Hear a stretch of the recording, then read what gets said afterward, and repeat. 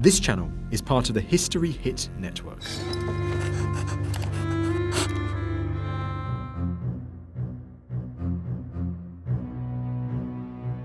They are an enigmatic group of warrior monks that were broken up in the early 14th century, and yet, even today in the 21st century, we still look back upon their history and mystery with wonder and speculation.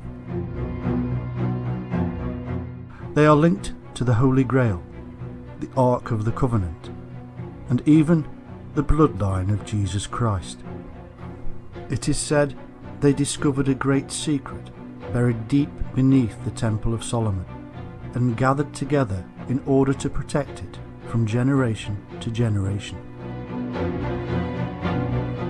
Over time, they were feared by all their enemies, not least of which was eventually the Catholic Church itself. Thousands of books have been written about them, numerous documentaries made, Hollywood movies, computer games and mobile phone apps. And yet, they were in fact just one of dozens of orders of warrior knights. From the Knights of Malta to the Teutonic Knights, there are many stories to be told. Just what is it that draws us to the Knights Templar? What is the truth behind their secrets? In this film, we are going to go deeper and further than anybody has gone before, and we will uncover a secret that is older than the Templars themselves. We will unravel the golden thread of time, the true bloodline, and the ultimate secret they protected, and which became known as the Holy Grail.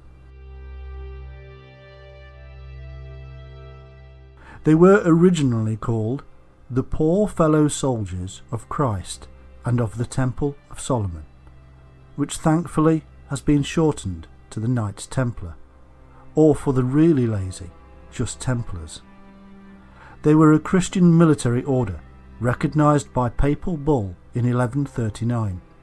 In fact, they were originally founded in 1119 in Jerusalem, and it would be 10 years before they had finally grown in sufficient size to become active in defence of the faith. They eventually became one of the wealthiest and most powerful Christian orders. They grew rapidly through charitable donations, and rich kids flocked to join. Their clever ways with the finance of Christendom aided in both their wealth and power, but also brought a lot of jealousy and resentment. The fighting knights were distinctive and known by all who saw them, from Europe to the various Holy Crusades. The non-warriors, meanwhile, managed vast sums of money and huge tracts of land.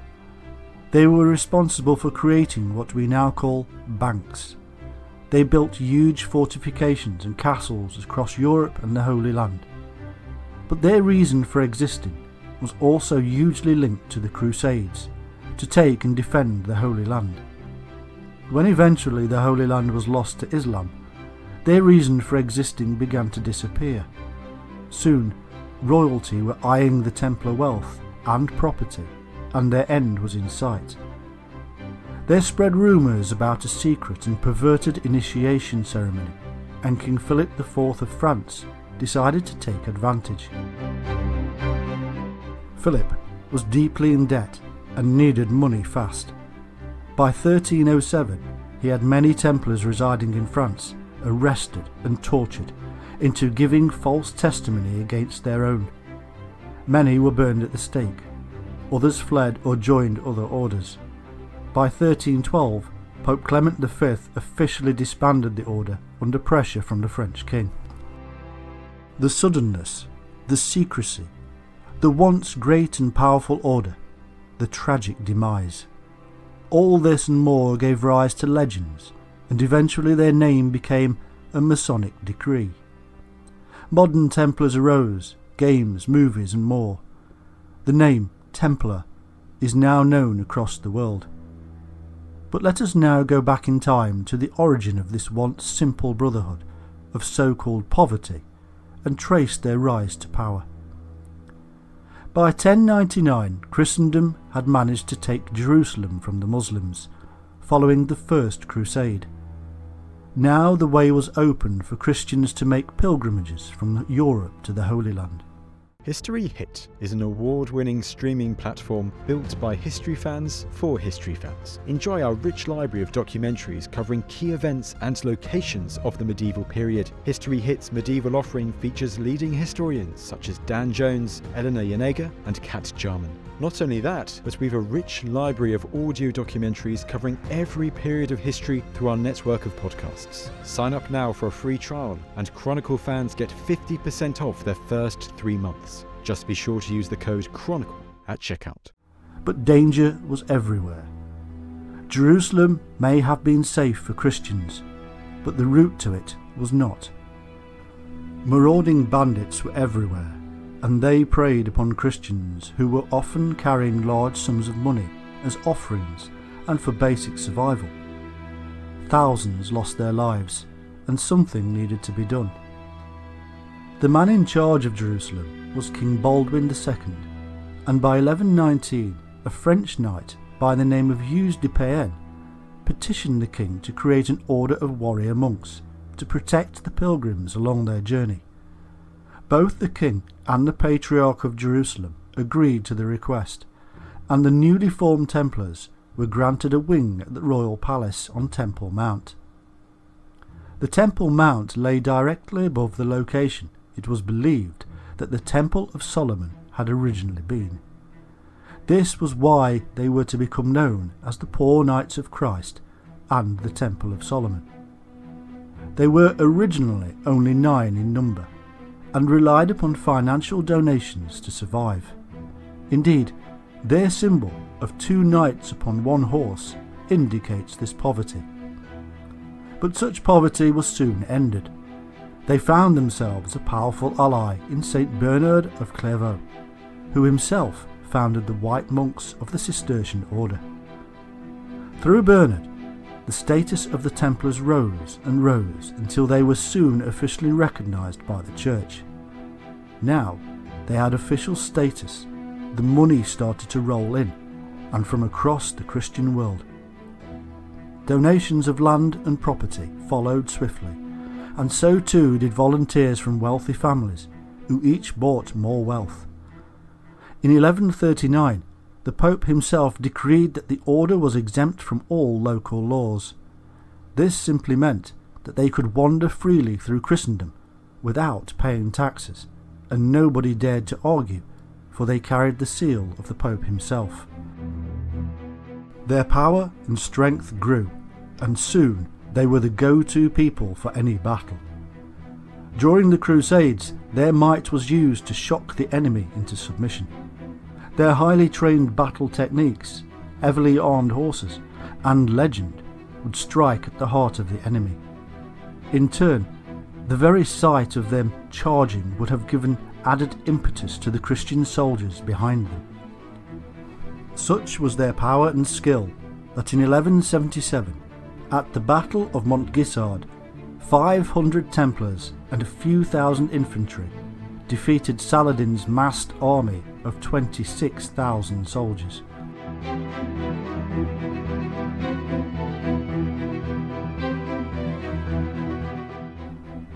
As Bernard of Clairvaux would say, a Templar knight is truly a fearless knight, and secure on every side, for his soul is protected by the armour of faith, just as his body is protected by the armour of steel.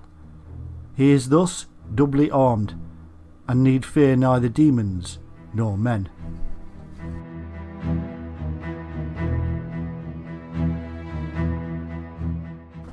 However, most Templars were in fact not warriors. Behind every knight there was an army of support assistants. From the menial to the monetary, there were thousands who administered the huge operation.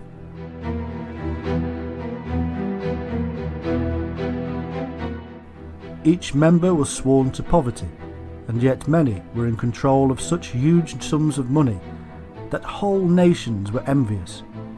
Because they controlled such wealth, they developed a thing called a letter of credit, a simple note that promised the Templars would reimburse the holder of such a note. This was the origin of the dollar bill or pound note. A person could deposit wealth with a Templar in France, take a note of promise, traverse the Holy Land, and give the note to the Templars in Jerusalem and receive his money. For this, they donated to the Templar cause. This was banking, and may very well have been the very first in existence.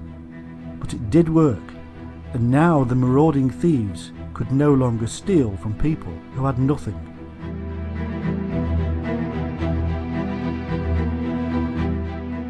From Europe to the Middle East, the Templars grew in power and wealth. Massive landholdings were donated or bought, and soon they were running farms, vineyards and businesses. They built fortifications, churches and cathedrals. They manufactured, imported and exported, and built their own fleet of ships. Their power was unprecedented. In fact, they had become not just the first international army and bank, but also the first multinational and faceted business.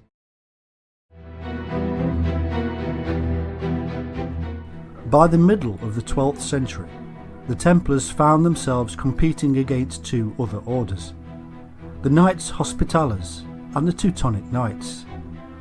Their political bickering and military scraps, in fact, were weakening Christendom, and with the rise of effective Islamic leaders such as Saladin, things started to get more difficult. As Christian brothers fought each other, Islam moved in and started to take back the Holy Land piece by piece.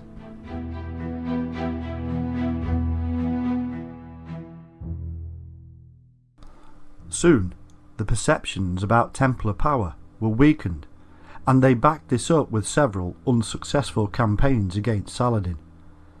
By 1244, Jerusalem itself had fallen and would not come under Christian control again until 1917.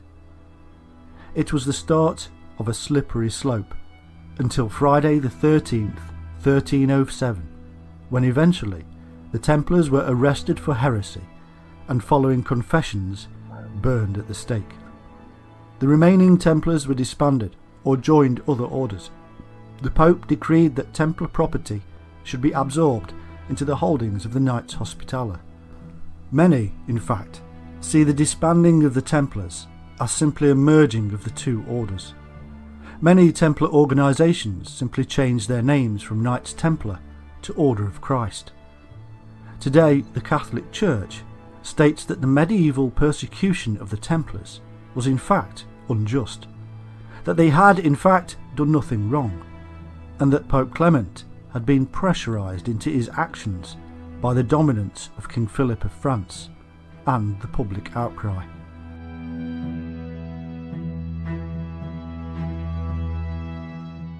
But is that the end of the story? We all know that it is not, for the film The Da Vinci Code brought the whole thing back to life.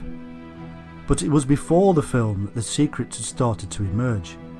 In fact, Dan Brown's tale is simply a fictional expression of several books from decades before that all began to unravel the secrets of the Templars and their link to things much more profound than mere money.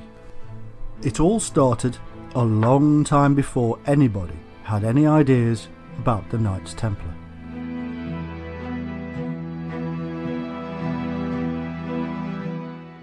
It all begins with the myth of the Saviour. Today there is one particular Saviour myth that has crept into popular folklore through various best-selling books, documentaries and films: the Merovingian dynasty.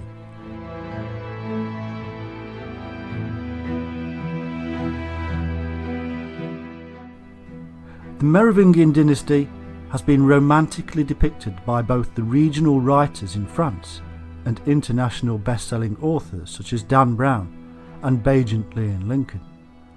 There are tales of mystery and magic, of wisdom and light, and last but not least of all, descent from God himself via his son Jesus, and his supposed wife, Mary Magdalene. Some even go so far as to say that the Merovingians were descended from an ultra-ancient race of fallen angels that spawned the globe, taking wisdom and knowledge with them as Atlantis sank. It all started with the leader of the Salian Franks, known as Merovech, in the 5th century AD. Both he and his son, Childeric I, were great warriors and fought bravely against the Visigoths, Saxons, and Alemanni. Following Childeric came his son Clovis I, who went on to unite most of Gaul and the Loire and defeated the Roman ruler, Siragius, to the joy of almost everybody, or so the propaganda goes.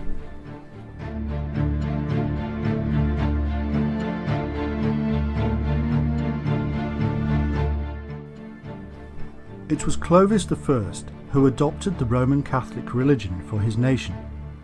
Eventually, by the early 7th century, we end up with the infamous Dagobert II, also known as Dragobert, coming from the words dragon and Bert, which in turn comes from Bara or Para, which means pharaoh. So Dragobert or Dagobert simply means king or pharaoh of the dragons. Such links to dragons or winged serpents will become extremely important in our tale.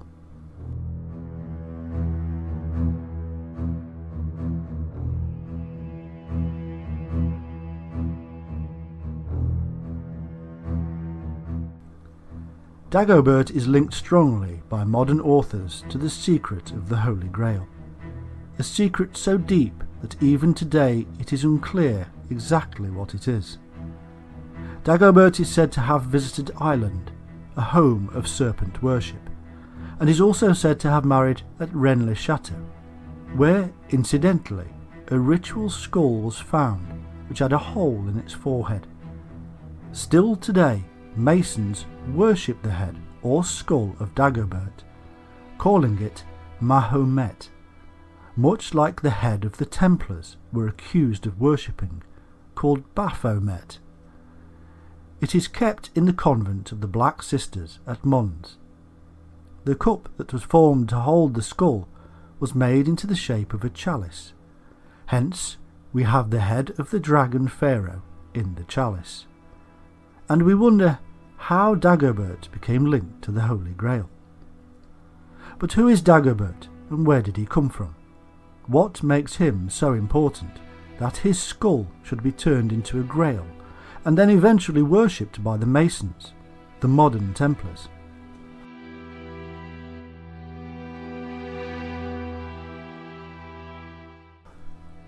The year is 469 AD, and the Roman Catholic Church makes a pact with Clovis I, King of the Franks, giving him the title New Constantine as a thank you for becoming Christian. This was the beginning of the Holy Roman Empire, which was hoped to last forever. But it did not, and by the year 800 AD, the empire was threatened. Dagobert II was a French king from the supposed Grail Merovingian bloodline, and was the last of the Merovingian kings to hold the title of Holy Roman Emperor. These Merovingians are said to be a dynasty of Frankish priest kings with magical powers, derived from their long red hair and the special birthmark between their shoulders of a red cross. This symbol would eventually be used by the Templars on their white cloaks.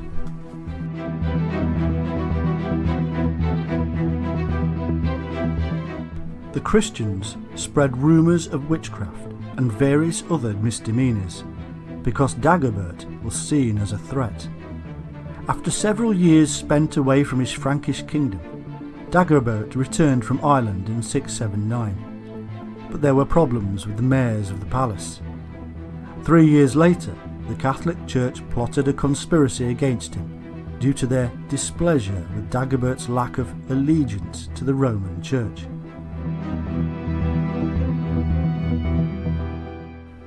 While on a hunting trip, Dagobert was lanced through the eye by his own godson as part of the ploy. Now power was passed to Charles Martel, beginning the famous Carolingian dynasty.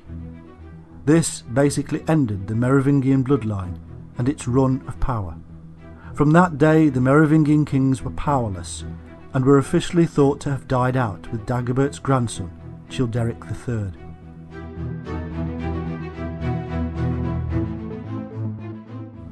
Charles Martel's grandson, Charlemagne, was anointed Holy Roman Emperor. The Catholics had wiped out the troublesome Merovingians once and for all. Or did they? Some still claim today that they are descendants of this special bloodline. However, my researchers have gone to prove that this was pure propaganda, fueled by books such as The Holy Blood and The Holy Grail, and the blatant lies of Pierre Plantard.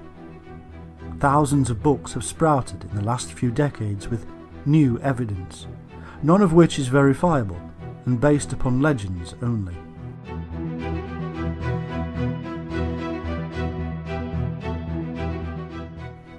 The Merovingians, born of the sea, with kings connected etymologically with the snake, as well as ritualistically, were simply descendants of a serpent bloodline.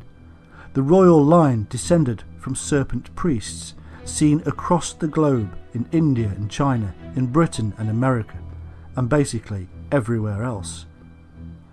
Their connections with the Grail are simply via the secret of the snake, and their obvious pagan past brought down the Christian might of Rome.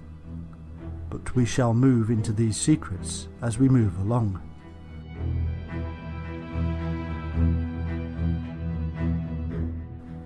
One of the most striking images in Christian history is the Red Cross. Whether a strict Latin or a Templar croix patée, it is a memorable symbol, especially seen as a stark white background. Seen in relation to the Mark of Cain, or the Merovingian birthmark, or even the Templar cross, they all seemingly relate in one way or another to the symbol of the snake. Indeed, the Red Cross is an almost universal symbol of the snake, and therefore, to wear it, one is branding oneself as a serpent worshipper. The reason for this is quite simple. The serpent and the snake were intertwined. The snake was a symbol of the sun, and the cross a symbol of the seasons. Jesus himself was known to have been involved in this whole serpent worship world. He was equated with the serpent in the wilderness held up by Moses, and he sloughed off his skin in the tomb and was resurrected, just as snakes were seen to do.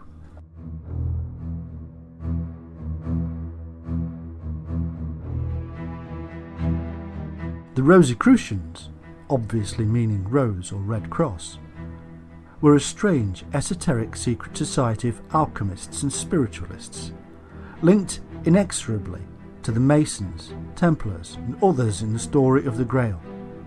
They have been greatly debated and researched. A term for that small chapel deeply involved in the Da Vinci Code world, Roslin, could very well be Rose Snake or Lynn. Many places involved in the story are associated with this terminology.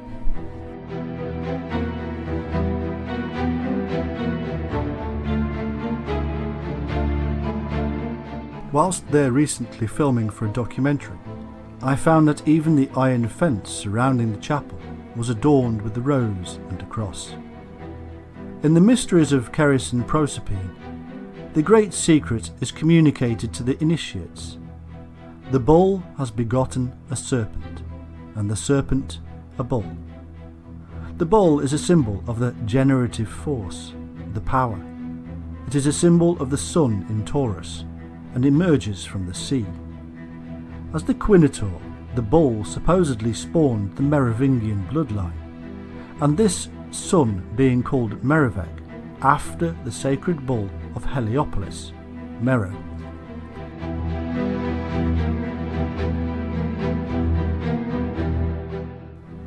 It was this King Meriveg, the first in the line of the Merovingian kings, who was said to have been spawned by the Quinator. This is a giant sea monster with a bull or goat's head. So the Mer of the Merivale becomes obvious in that Mer means sea, born of the sea. The word Quinator, if broken down, resolves into Tor for bull and Quin for king. So he is the king bull of the sea, the sun in Taurus. This bull king goes back a very long way in history, right back to the days of Mesopotamia and kings such as Sargon and Menes.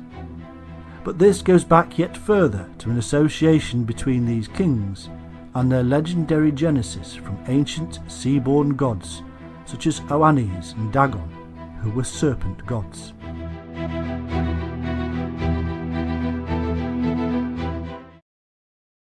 The sun, as a serpent, would sink beneath the horizon and become a fish. Dag means fish and On means sun. Dagon is therefore the night-time serpent sun, otherwise known as the Black Sun in various esoteric traditions. The Black Sun is a symbol of the underworld and the unconscious. Could it be that these legendary creatures are archetypes from the unconscious? This is the element Gnostics believe to be the true self, and the early Gnostics were in fact serpent worshippers who had a holy snake Eucharist. They were also the people responsible for writing down the whole Jesus myth and giving us the New Testament we know today.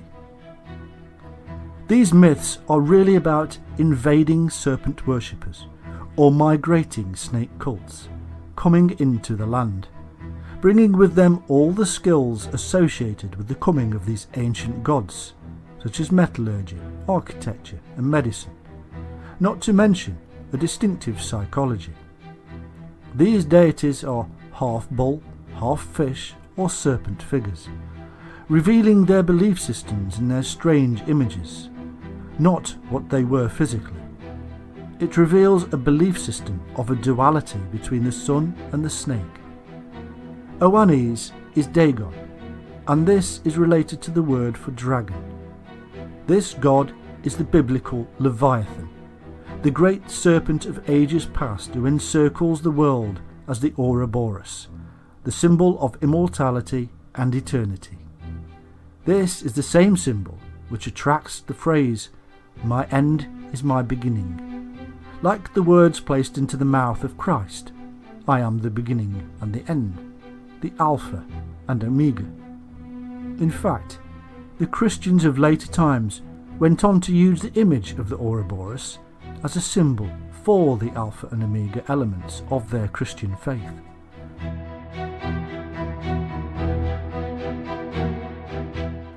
The Levites, of course, derived their name from this Leviathan, their name meaning the sons of the Leviathan.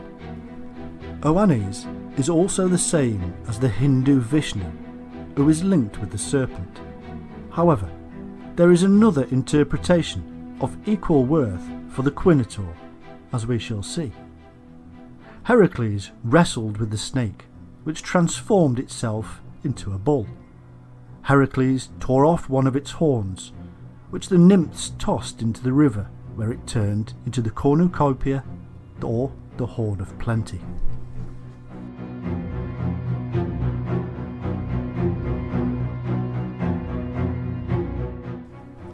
In Scotland, there are hundreds of Pictish symbols found on rocks and ancient Neolithic monuments. There are many that are in the image of the snake, and also with the snake in association with the bull, thus revealing the widespread nature of the bull-serpent association. The Quinator has the root kin, being possibly from Cain, and therefore showing the Quinator to be descended from the serpent race of Cain. Kin is also related to serpent and king. But what is the Quinator? Quin, as we can see, could be from the king. Tor is obviously from Taurus the bull. It could also come from the Babylonian Quinigu, who was the greatest among the children of the dragon goddess Tiamat. According to Babylonian legend, in the beginning there was neither land, gods nor men.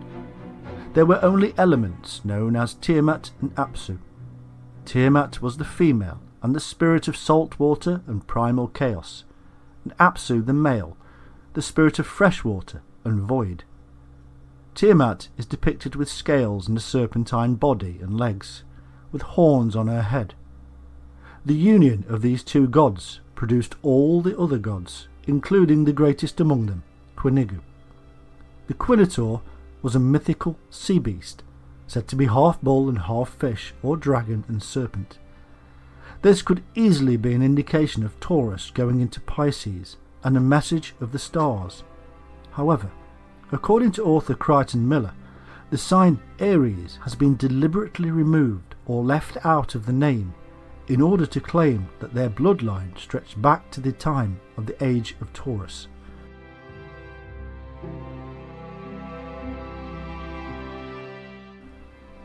The Quinator is also said to have sired the Merovingian bloodline, as we have seen. The same Merovingians said by several authors to be descendants of Jesus, the sun deity, and so he is seen as the sun or ruler in each sign.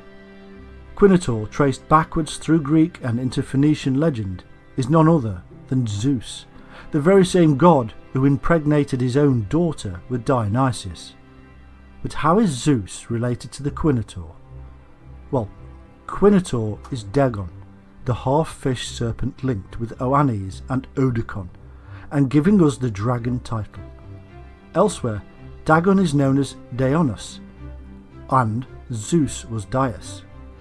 As we know, Zeus was known to have taken the form of the serpent to procreate, just as the Quinator sires a race of sacred kings, and in the Orphic legends it is said the son of Zeus, Dionysius, who was to be the fifth ruler of the world.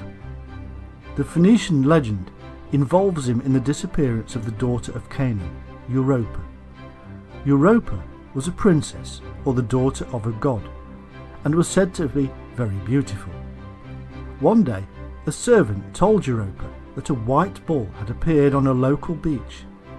This tame bull allowed Europa to wrap garlands of flowers around its horns and to climb on for a ride. But the bull ran off with Europa into the sea. She was never seen again. Now we have an entire continent named after a missing girl stolen by a bull.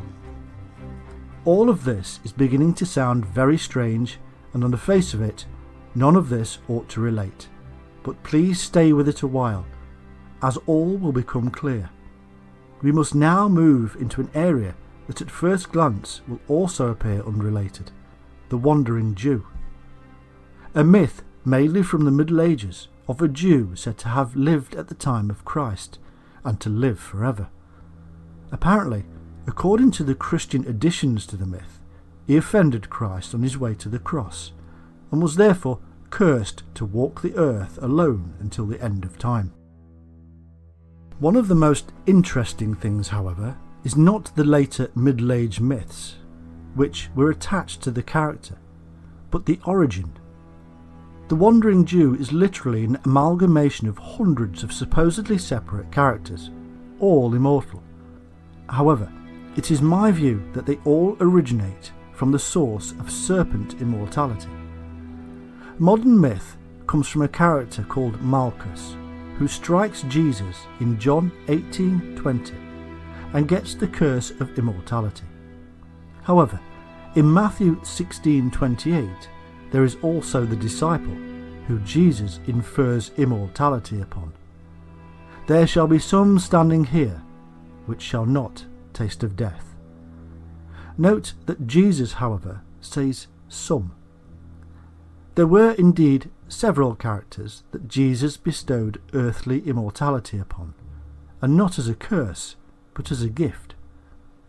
There is also one named Semeri, who in the Quran is cursed with immortality by Moses, the wielder of the serpent caduceus. And not forgetting that Jesus is likened to Moses, who lifted the brazen serpent in the wilderness. There is a remarkable astrotheological reason for this. Jesus was an adept. He could fix time because he understood the motion of the planets and the sun. being a sun deity himself. Fixing the motion is symbolic immortality, for it escapes the cycles of life, nirvana. It is in essence piercing or lancing the dragon, which is the sun passing overhead. The wandering Jew, therefore, must be somebody who understands this power and has fixed time, albeit symbolically. But there is also more to this character. There are always more levels of understanding, many levels of heaven. The Grotto della Sibilla, which is said to be in the Umbrian mountains and was mentioned in a medieval period romance,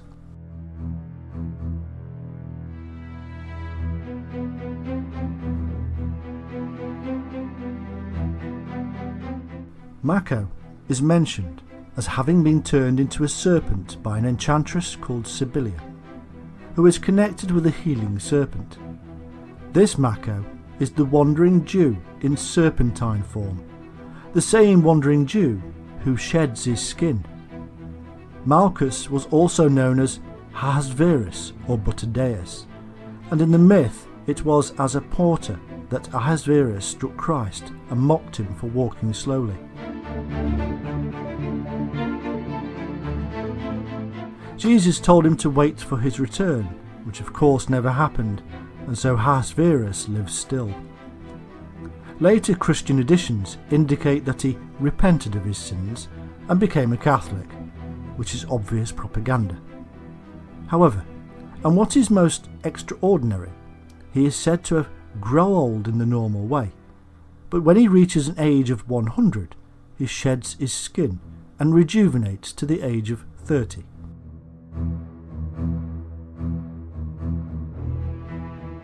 What can be more like the tale of the rejuvenating snake? And to the sacred age of 30, which is the age of illumination, and the same as the degrees between each and every zodiacal sign.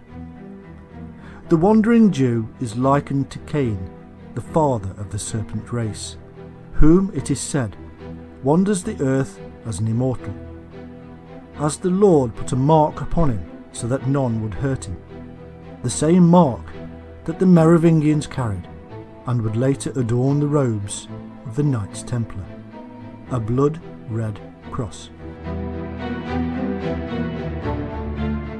There is also an amazing legend about the linking of Herne or Canunus, the horned god, with the wandering Jew, in that they are one and the same. It is said that Herne told Jesus to drink water from the indent of a horse's hoof, telling Jesus therefore to subjugate himself to the old ways.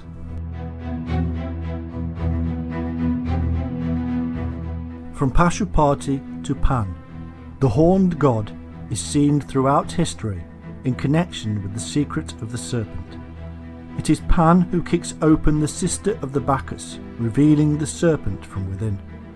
Dionysus, or Bacchus, is often depicted with horns, and the Bacchanals of Thrace were said to wear the horns in imitation of their god. Even Zeus, who transformed himself into a serpent to bring Dionysus back to life, was often depicted as having horns. The horns are thought to signify the solar aspect of the god, the life-giving aspect. They were also symbolic of the bull, which is again a solar symbol, or the sun in Taurus. The goat is also associated in terms of animals and horns with the serpent, as Dionysus is often manifested as a goat. Indeed, the awakening of Moses is symbolised by horns, or shining forth.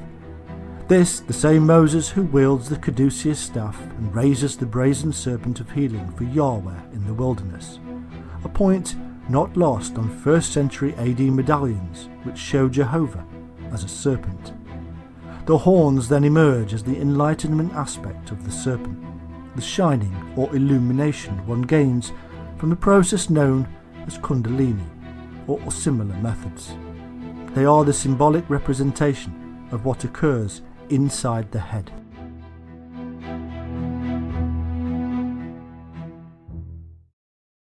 Heads are central to the story of the serpent cults, and there are many instances which prove this point. Hydra was the Greek water dragon, said by Archaeus to have 9 heads, one of which was immortal. Apollodorus tells us, for his second labour, Heracles was instructed to slay the Lernaean Hydra.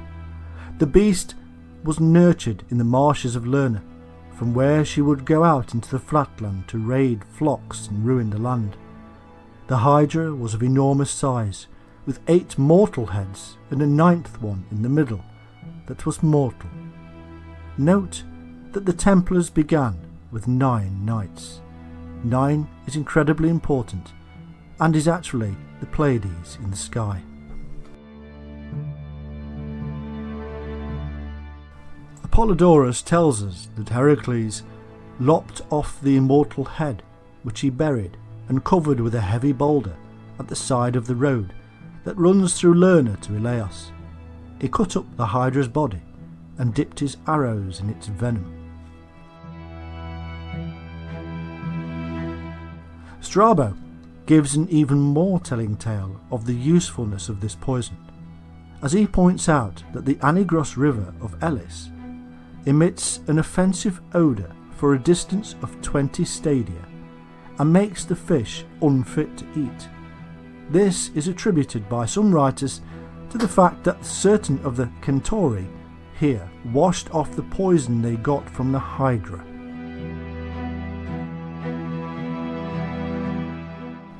The bathing water from here cures leprosy, elephantiasis and scabies. A strange effect for poison to have, that it should, diluted in the waters of the river, have medicinal benefit. It has to be related to the equally peculiar concept that the Hydra has 1 immortal head. This, of course, relates to my discovery that our ancestors used venom and blood of the snake as a unique medicinal substance or elixir.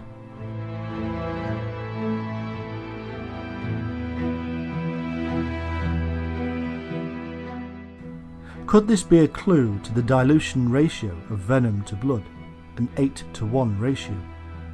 According to the Argonautia, the arrows dipped in the blood of the Hydra were used to kill the dragon Hesperides, which lay by the trunk of the apple tree. There is another hint that maybe the diluted poison should be mixed with the horse. Heracles shot his poisonous arrows into Nessus. As he died, Nessus, knowing how poisonous the arrows were, since they had been dipped in the gall of the Lernaean Hydra, drew out some of his blood and gave it to Genedra, telling her it was a love charm. If she wanted her husband not to desert her, she should have his garments smeared with his blood. This is not obviously linked with the horse at all, until we discover that Nessus was a centaur, and therefore half horse, half man, like Chiron, the teacher of the snake god Aesculapius. Let's just sideline a moment and look at the horse. The etymology of the horse is strangely linked with the snake, and it is an amazing trip through the mythologies of the world to discover the secret of this association. The word nag is now synonymous with the horse, but it comes from the Middle English naga, which itself is a derivation of the word snag, snagger, or snecker, which is snake. This relates strongly back again to India, where the word used for snake was naga. Here, alone in language, we have this peculiar mixing between the snake and the horse, which has occurred over a vast period of time, and yet is still observable today. The horse, without doubt, is not only linked with the serpent, but also the sun, as we would expect.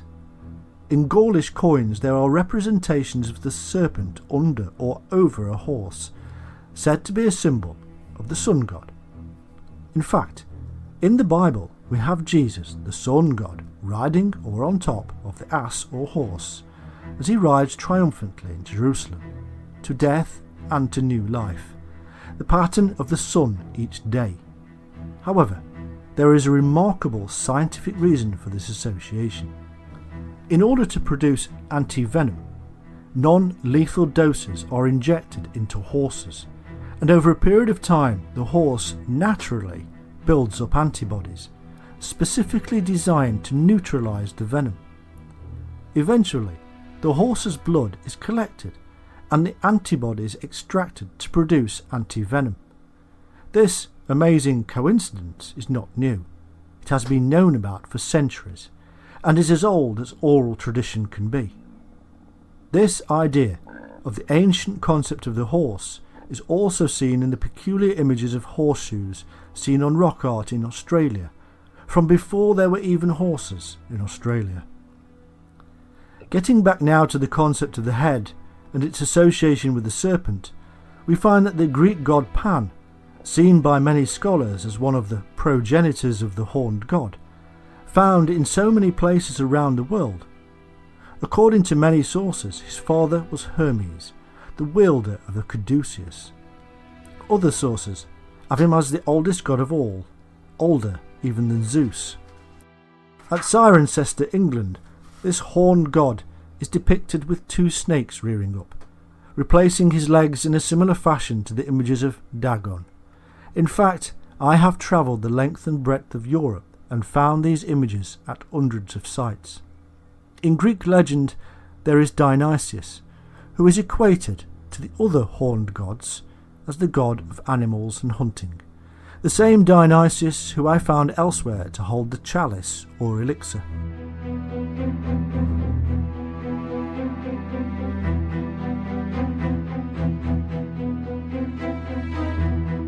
There is also a female version of the horned god in Amalthea, the goat nymph goddess. She was the glorious nurse of Zeus and Pan. Zeus took one of Amalthea's horns and gave it to the nymphs. It became the Horn of Plenty, a precursor to the Holy Grail. Upon Zeus becoming the Lord of the universe, he set Amalthea's image among the stars as Capricorn, which has a fish or serpent's tail. On frescoes in the Roman catacombs, the ancient pagans drew images of the sea goat carrying the caduceus, therefore linking the horned god with the healing and wise elements of the serpent. This image alone, as the goat of Mendes, was to move into alchemical and Kabbalistic circles much later on. The Wandering Jew and the horned god, Osiris and Dionysius, all are synonymous now with the infamous Green Man. The Green Man, or indeed woman, can be seen across the world in medieval and even modern cathedrals and churches. Many will now be familiar with the chapel at Roslin and the many hundreds of green men depicted there, peering from their foliage hideaways. However, take a trip to South Westminster or Lichfield Cathedral in England and you will find many more. In fact, there are thousands of green men and women across Europe. These depictions are ancient and have been distinct pagan origins, and now that we understand our diverse pagan heritage included the worship of the serpent and the many things that this entails, we must also understand that Christianity adopted it. The Green Man is the fertile god of nature, the god of life, and it is therefore only fitting that he has a consort and a female version of equal status. The fact that there are less female green deities poking out of stone trees from the church wall is simply because Christianity took on the paternal aspects of the Jewish religion. In truth, a rich, fertile and active nature simply had to have a dual nature of male and female, and mirror the life of those on our plane of existence. But what are the origins and meanings behind this peculiar little character? Could it be from the idea in the time of Moses that the area of snakebite turned green? The green man or woman was therefore not necessarily green to the foliage, but may have been due to the idea that he or she was immortal due to the healing venom of the snake. El-Qadir is the Arabic term meaning green, and is said by some to be linked to the infamous Sumerian Gilgamesh. Gilgamesh, in one epic tale, tried to find the herb that brings eternal life, the elixir, but a snake steals it while he is taking a bath. Gilgamesh is also the one who cuts the chalupu tree, which is surrounded by serpents at its base. He takes the tree to Inanna, but keeps the rootstock where the snakes had been, and makes the magic wands Miku and Puku, said to be the progenitors of the serpent rods of Moses and Aaron. El-Qadir is also equated with St. George, the wandering Jew, Elijah, Moses, the one with the serpent staff, Melchizedek, the longest lived person in the Bible, Dionysus, said to be the Greek green man before he took on the role of wine and ecstasy, and the Druze say that El-Qadir is John the Baptist, which is interesting when we consider that Lady Raglan and Sir James Fraser pointed out that human representations of the year king and queen, or green man and woman, were usually decapitated and then hung on a tree, as John is decapitated and Jesus is hung on a tree. This of course makes John and Jesus two aspects of the same thing. El-Qadir is said to be immortal as he drank or fell into the well of the water of life. He is wise as a serpent, and several Sufi orders claim descent and initiation via him. With connections to Islam, we have to ask, did the Templars have any idea about El-Qadir? Was he the head they were accused of worshipping, known as Baphomet? El-Qadir is also linked by some to Al-Qaed, the Muslim star on the tail of Ursa Minor, behind the head of Draco. The colour green is something seen often in folklore, myth and legend, and strangely it always seems to have some relationship to our tale here. Guinevere, the serpent-connected queen of Arthur, is said to have green or emerald robes. Sir Gawain is the Green Knight. Wolfram von Eckenbach's Parsifal linked strongly to the Templar tale, as the hermit Trevirisent with a green reliquary. Even the sword used to behead John the Baptist is said to be emerald. Ancient druids, neophytes and the fairies were said to wear green. And as we know, green is a distinctly fertile and vegetative colour across the world. For all these reasons, the secretive and ancient languages and symbols of alchemists, mystics and even Gnostics is said to be the green language. Now, just a quick mention of Roslin. Although the Sinclair who built Roslin was not a Templar, he was linked to the Templars indirectly, and Roslin has hundreds of green men images, as well as Templar symbols, namely two brothers on a horse, the Agnus Dei, the five-pointed star or pentacle, the head of Christ image or Baphomet, as well as the floriated cross and the dove in flight with the olive branch. Split up, and most of these images are purely Christian symbols or motifs, stolen from other more ancient religions. However, put together in one place, with historical links to the Templars, we are left with little doubt that there must be a Templar and esoteric link. But inside Roslin, one is always overcome with the sheer scale of the vegetation. It is simply like bringing the outside in. In fact, that is almost exactly what was happening. The Garden of Eden, where the Tree of Life and the Tree of Knowledge were brought to this place. It was a place of knowledge and eternal life. There is little wonder that the Green Man should be in residence. Also, a few miles from Roslin is Temple, the modern-day name for Ballintroduch, the ancient headquarters of the Templars in Scotland. However, that Roslin Templar diversion out of the way, we have to try and make sense of what we have learned, and I apologise for bombarding you with lots of seemingly unrelated information. We began this tale with the story of the Merovingians. This now infamous royal family has even found its way into the film The Matrix, because of the perception that it has spawned secrets and secret societies around the world, as if protecting something. This whole mythos has in fact become one of the best money spinners in the literary and film worlds. We are fed little bits of information, most of which is an outright scandalous set of lies created to bolster theories that simply do not hold water, and all the time we are forced away from the simple historical truths which underpin the balderdash spoken, the same way that the Templars' true purpose was hidden beneath words such as poverty. There is no relationship between the supposed lineage of Jesus and Mary to shape-shifting reptiles. There is no lineage, except that created in the mind of man. In fact, it would be a far stretch of the historian's imagination to accept that a real Christ existed at all in the form that is constantly rammed down our throats. Jesus, as we can clearly see, was the culmination of a great many pagan deities, and all of them, without exception, are linked in one way or another to the worship of the wise serpent and to the power of the sun. It is therefore no stretch of the imagination to understand that the character of Jesus was in part based upon these serpent deities. Just look at the shedding of the skin, whereby the snake crawls into a dark place and leaves behind its skin, and then emerges born again. The same thing happened to Christ, as he died on the tree, was placed in the tomb, and once risen to new life, left behind his old skin or shroud. In Africa and elsewhere, the snake is still pinned to the tree as a votive offering or sacrifice for the health of the tribe. In some places it is even pierced on the side. Christ was equated to the brazen serpent of Moses, and we are told to be as wise as serpents. In truth, the ancient and pagan worship of the wise serpent has slithered unseen into our so-called modern religions.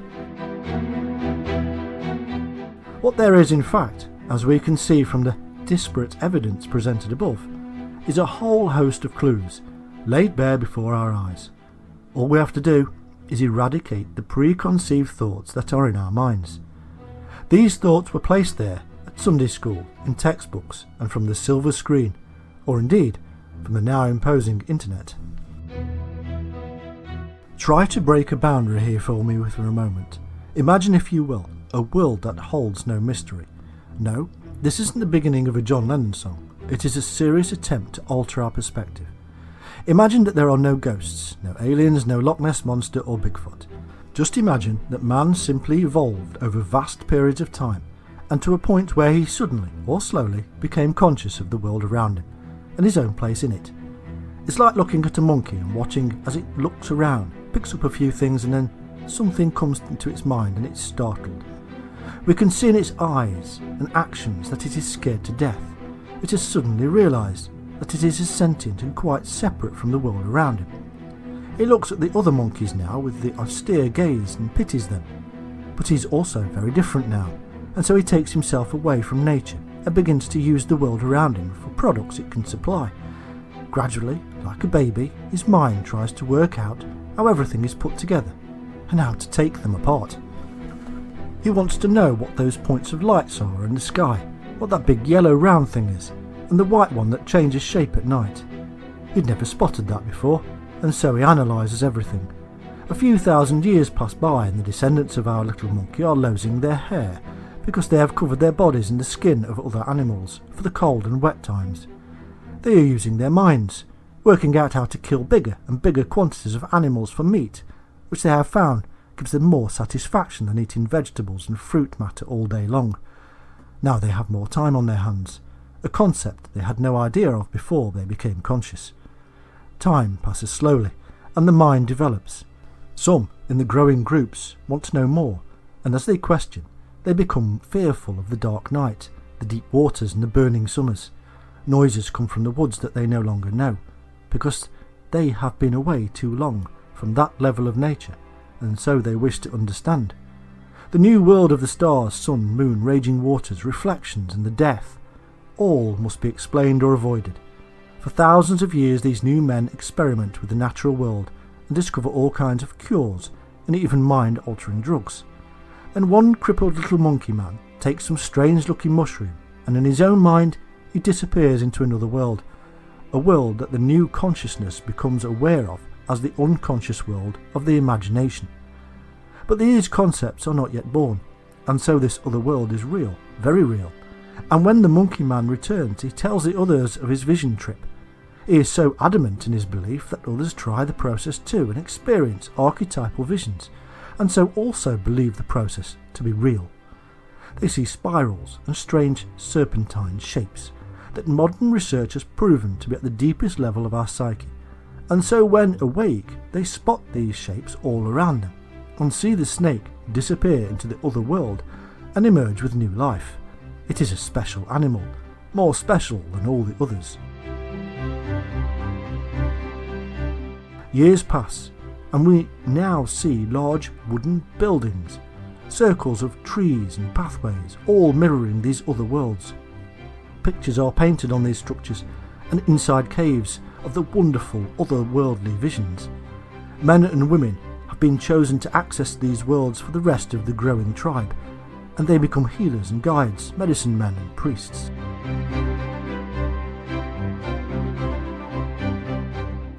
All around they paint and carve images of snakes, and folklore erupts with tales of their ways. These new priests take a name, serpent priests and shining ones, and very soon they are even forming their own child's head into elongated shapes of the snake. This is not fanciful imagination. This is not aliens or beings from other dimensions. This is hard archaeological and historical fact. The evidence is there. We zoom forward now to the 21st century, and what do we find? Modern myths of saviours and Christmen who can access other worlds, tales of green men and immortal shaman-like semi-deities, and now stone buildings with beautiful depictions of myths that stretch back in time to our ancient monkey man, who sat one day and almost fell off his perch when he realised what the hell he was. We also see another myth forming. These Merovingians are said to be a dynasty of Frankish priest kings with magical powers.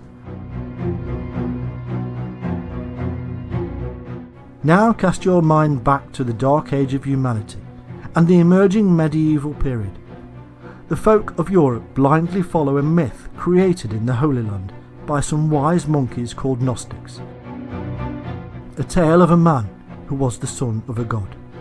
It is all taken so literally, so simply, but life is hard, and death and pain are everywhere, and an idea of a crusade comes forth to go and save souls in the Holy Land. In battle and death, suffering men can find atonement for their sins and a glorious life in heaven. And so in their thousands they depart and battle the might of Islam. They take the holy city of Jerusalem.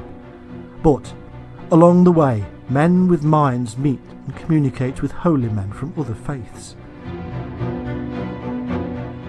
Such conversations were impossible in Europe. New influences are now at play. New concepts that there is more to the spiritual life than just the simple literal Christianity. In fact, these men of thought soon discover that their own religion is in fact based upon much older myths of serpent worship and immortality through the power of the sun and snake. A concept so wholly encompassed in the idea of the Holy Grail. The cup that holds the blood of the one true great serpent god himself. The cup that is the mind of the illuminated. Imagine then, also, the fact that these newfound truths were pure heresy in a world dominated by the power of a vicious Catholic Church who jealously guards its literalisms of the Gnostic texts. Nobody would dare to openly speak of such truths in a world of utter and complete control by the ruling elite. And so the truths are hidden, coded and kept secret. New groups are formed that protect these secrets and pass them on through time. This stream of information from one generation to another became symbolised in the bloodline. The truth of the Holy Grail passed down from one age to another through the long line of initiates via the sacred bloodline of secrets. This is the truth, that all of the secrets were in fact hidden in plain sight, and the key to understanding them was protected throughout the dark period of Catholic control. The Templars did discover the Grail, or truth, and they did pass on its knowledge. In this way, what they did was heresy, and that had to be stamped out. So many stories came so close, and yet were so far away.